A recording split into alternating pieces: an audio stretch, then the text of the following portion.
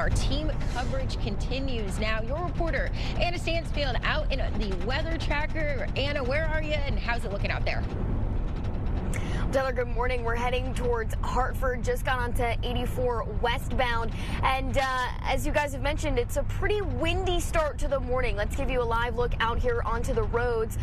You can see really conditions on the roads are good themselves, not much ice. DOT definitely did a really good job yesterday treating those roads ahead of some of these freezing temperatures here this morning.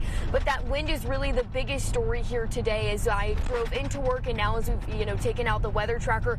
Definitely when those stronger wind gusts that Jill was just talking to you about, when those come through, you can definitely feel it pushing around your car. So as always, just a good reminder, make sure you're keeping two hands on the wheel, paying extra attention to those roads if you're heading out here this morning. Again, ice, not too much of a big concern on these major roads, but as you maybe head out, start your morning on the side roads near your house, you might see a little bit of slick conditions from the water that was built up and left from all of the snow that melted throughout the day yesterday. But again, definitely just keep an eye out on the roads. And Taylor, as you just mentioned, we're already starting to see some downed power lines across our state because of this wind. As always, make sure you are avoiding those. Turn around if you encounter them. It is dangerous to drive over them, but that's a big concern. I just checked in on the Eversource outage map. We're not seeing too much in terms of outages so far across our state. There are a couple sprinkled through the state. Nothing major, though. Maybe about 30 households without power in some of those different areas, especially that one in Danbury that Taylor was just talking about because of that down power line. But